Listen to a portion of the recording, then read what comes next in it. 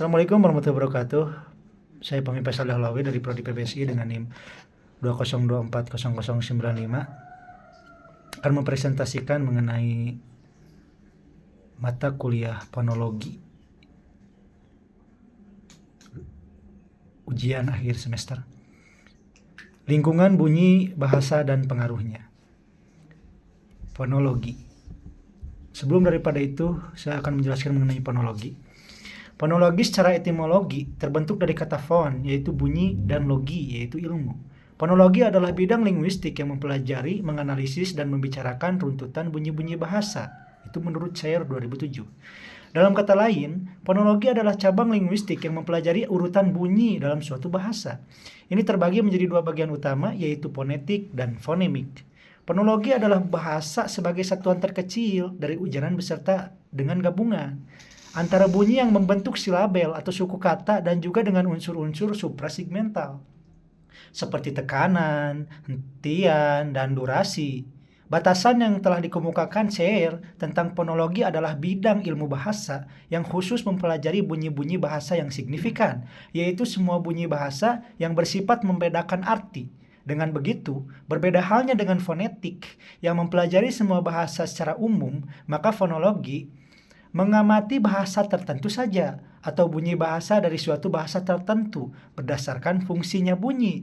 Bahasa dapat membedakan arti atau makna leksikal dalam sistem bahasa tersebut. Dengan kemunculan sosial media, bahasa gaul tidak hanya digunakan saat berkomunikasi secara langsung. Bahasa tersebut juga digunakan untuk berkomunikasi di sosial media, misalkan Twitter, TikTok, Instagram, Facebook, dan lain sebagainya. Bahasa gaul generasi Z ini banyak dipengaruhi oleh bahasa asing, seperti bahasa Inggris. Bahasa gaul yang diadopsi dari bahasa Inggris misalkan seperti kata gius, guys, bermakna teman. Atau dengan tulisan bestie menjadi bestie, bermakna sahabat. Dua kata tersebut digunakan untuk menyapa atau untuk mengawali komunikasi di sosial media. Bahasa gaul juga diadopsi dari bahasa daerah, misalkan dengan kata tulisan ambiar menjadi ambiar yang bermakna hancur. Kata tersebut sudah mengalami modifikasi dari segi cara pengucapannya serta penulisan. Tidak hanya itu, dari segi proses pembentukan, beberapa kata juga berasal dari proses pemendakan kata, akronim, dan abreviasi. Al-Mustafa 2022. Maksud dari abreviasi adalah kata baru yang dihasilkan dari proses pemendakan kata, misalkan kata gercep. Misalkan seperti kata gercep, hasil pemendakan dari kata gerak cepat. Oleh karena itu, kata-kata dalam bahasa gaul tersebut dapat dianalisis dari proses fonologi generatifnya. Lingkungan bunyi bahasa. Lingkungan bunyi bahasa adalah unsur bahasa yang bersifat fungsional dan berperan penting dalam membedakan makna dalam bahasa. Lingkungan bunyi bahasa merupakan bagian dari sistem bahasa yang berfungsi untuk membedakan makna. Di antaranya ada fonemik dan fonetik. Nomor pertama, fonemik. Fonemik adalah kajian atau analisis bunyi bahasa dengan memperlihatkan statusnya sebagai pembeda makna. Bunyi bahasa yang dipakai oleh manusia akan memiliki pembeda makna. Ada setiap bunyi bahasanya. Objek dari kajian fonemik adalah fonem. Sedangkan fonem adalah satuan bunyi terkecil yang menjadi kajian objek itu sendiri. Fonemik merupakan ilmu yang mempelajari atau menganalisis bahasa dengan memperlihatkan statusnya sebagai pembeda makna, sehingga bunyi-bunyi bahasa yang diucapkan manusia akan mempunyai arti yang berbeda-beda pada setiap bunyi bahasa tersebut. Yang kedua ada fonetik. Fonetik adalah cabang ilmu linguistik yang meneliti dasar fisik bunyi-bunyi bahasa, menurut Verhaar 2008. Dasar fisik tersebut terdiri atas dua segi, yakni segi alat bicara, serta penggunaannya dalam menghasilkan bunyi-bunyi bahasa, dan sifat-sifat akuatik bunyi yang telah dihasilkan. Objek kajian fonetik berbeda dengan objek kajian fonemik. Objek kajian fonetik yaitu mengkaji fon. Objek kajian fonetik yang mengkaji fon berarti bahwa fonetik mengkaji bunyi-bunyi bahasa tanpa memperlihatkan statusnya sebagai pembeda makna. Fonetik lebih fokus pada analisis bunyi-bunyi tersebut. Pengaruh bunyi terhadap lingkungan yang tadi sudah disampaikan, bunyi yang berada sebelum atau sesudah bunyi utama akan terjadi dua peristiwa.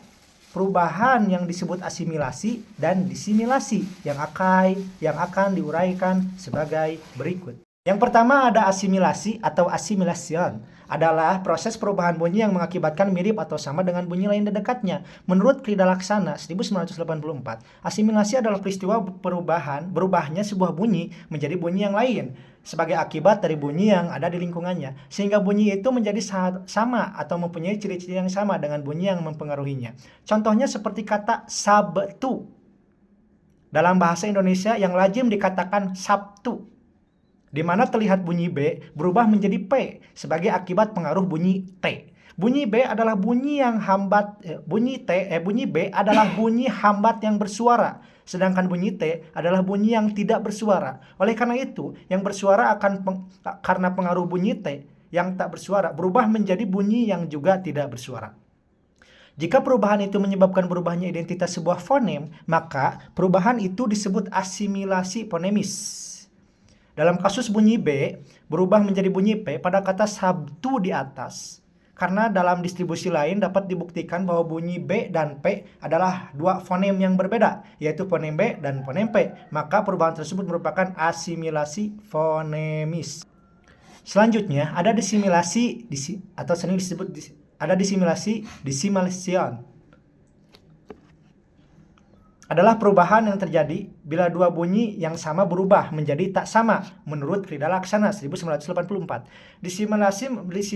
Disimilasi merupakan proses kebalikan dari asimilasi. Jika dalam asimilasi dua buah bunyi diubah menjadi sama, maka dalam kasus disimilasi dua buah bunyi yang sama diubah menjadi dua buah bunyi yang berbeda atau tidak sama. Contohnya pada kata belajar. Kata tersebut berasal dari pembentukan kata ber tambah ajar yang seharusnya menjadi berajar.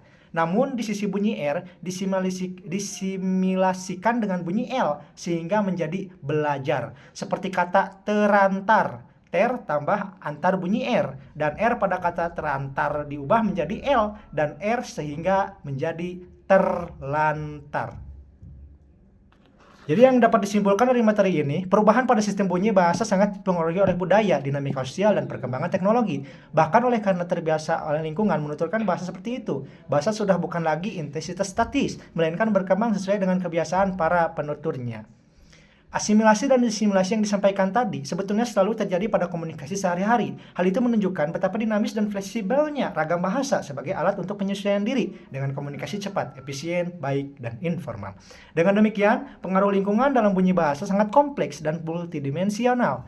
Hal ini sangat menuntut kita untuk bukan hanya memahami bahasa, tetapi sebagai fenomena yang selalu ada dan beradaptasi menyesuaikan dengan perubahan sosial, budaya, juga untuk memperluas bahasa komunikasi di masa depan.